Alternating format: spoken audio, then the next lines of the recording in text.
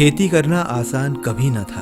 किसानों को कई चुनौतियों का सामना करना पड़ता है, जिनमें से सबसे कठिन है प्रकृति की अनिश्चितताओं से जूझना। आज दुनिया भर में जलवायु परिवर्तन किसानों की मुसीबतें बढ़ा रहा है। 15-20 दिन पड़ा कोयला, इसके बाद में सिर्फ एक दिन पड़ी जब बर्फ पूरे अमरूद पे फल पे जम गई थी। ये सब बर्फ से मारा गया जी सब। 59 साल की उम्र में इतनी जितनी यहाँ से बर्फ जमी थी इतनी कभी नहीं जमी। ज्यादातर किसानों की तरह अगर सलीम खान ने भी एक ही फसल की उपज ली होती तो उनका नुकसान और भी गंभीर होता। कृषि वानिकी और एक से ज्यादा फसलों की खेती के कारण उन्हें कम नुकसान झेलना पड़ा। भारी ठंड की वजह से होने वाले नुकसान के बावजूद उनके खेतों में आज भी स्वस्थ फसलों और पेड़ों की उपज है।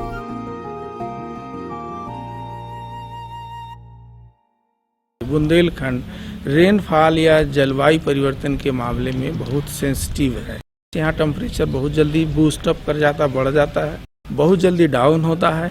रेनफॉल यहाँ बहुत अनसर्टेन है, इसलिए यहाँ पर जलवायु परिवर्तन का बहुत ज़्यादा इम्पैक्ट यहाँ देखने को मिल रहा है। इसका समाधान है कृषि की उन तकनीकों को बढ़ावा देना जो किसानों की आय को भी कम ना होने दे और बदलती जलवायु के अनुकूल भी हों।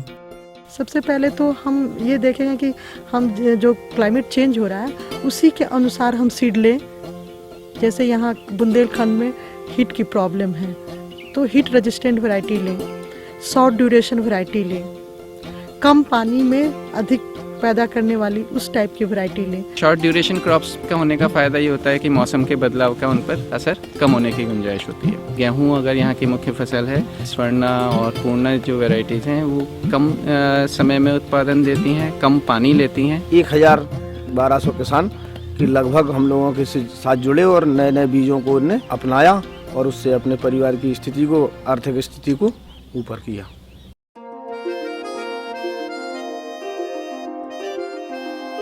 डेवलपमेंट ऑल्टरनेटिव्स काफी समय से जौ की फसलों को प्रोत्साहित करता आ रहा है, जो कम पानी में अधिक उत्पादन देती है। गेहूं की फसल के लिए जहां सिंचाई के 6 चक्रों की जरूरत होती है, वहीं जौ के लिए सिंचाई के केवल 3 ही चक्र काफी होते हैं। इसमें जो आपके खाद डलते हैं जैसे यूरिया, DAP, इनकी 50% मात्रा कम हुई है। जो लागत है उसकी गेहूं की अपेक्षा 50% कम है। जो गेहूं की तुलना में इसका उत्पादन 1 से 20% ज़्यादा निकलता है और मार्केट प्राइस भी 20% ज़्यादा मिलती है।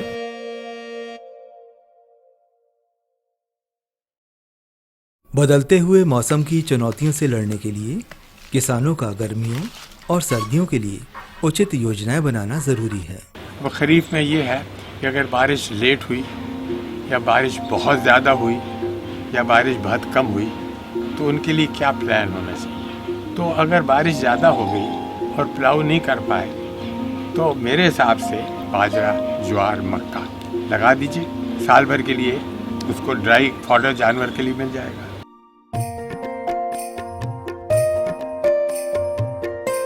जमीन के पानी को रोकने की क्षमता और मिट्टी की उर्वरता में सुधार लाने के लिए कई किसान केंचुआ खाद और अमृत मिट्टी जैसी जैविक खेती के तरीके अपना रहे हैं। जो यूरिया, DAP रासायनिक खादों का वो इस्तेमाल करते थे, उनसे हमें मुक्ति मिली है और उसमें हमारा पैसा जाता था तो वो पैसा नहीं लगता है और हमारे जो अपने खुद की मेहनत से अमृत मिट्टी बना के अपने खेत में फसल में यूज कर रहे हैं। यूरिया से अधिक पानी लगता है और अमृत मिट्टी डालने से कम पानी लगता है, जो कि अपनी जमीन में नमी बनाए में रखने में मदद मिलती है। जैविक खाद से अच्छी फसल पैदा होती है और बीमारी नहीं होती है, लागत कम लगती है। गोबर खाद का घर का है अपना, अपन खुद बना सकते हैं खाद को।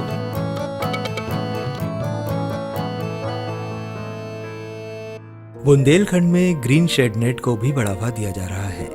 इससे नकदी फसलों जैसे सब्जियों के उत्पादन में मदद मिलती है और किसानों की अनुकूलन क्षमता भी बढ़ती है। डेवलपमेंट ऑल्टरनेटिव्स किसानों को बदलते हुए मौसम का सामना करने के लिए पानी की कुशल सिंचाई पद्धतियों को बढ़ावा दे रहा है। स्प्रिंकलर इरिगेशन सिस्टम आप कहीं लगाते हो सब्जी की खेती में, तो ड्रिप और स्प्रिंकलर इरिगेशन में ये देखा गया है 30 से 40% पानी की बचत हो जाती है। पंक्तिबद्ध बुवाई और सूखी बुवाई स्थायी कृषि की कुछ अन्य पद्धतियां हैं जिन्हें किसानों को अपनाना ही चाहिए। अधिकतर फसलें छिड़काव बोई जाती हैं। सिर्फ एक तकनीक का परिवर्तन कर ले कि जो छिड़काव पद्धति है उसको लाइन में बोने लगे या पंक्ति में बोने लगे तो ये अपन क्लाइमेट से जो प्रभाव पड़ रहा है वो कम हो जाएगा और उपज भी अच्छी मिलेगी।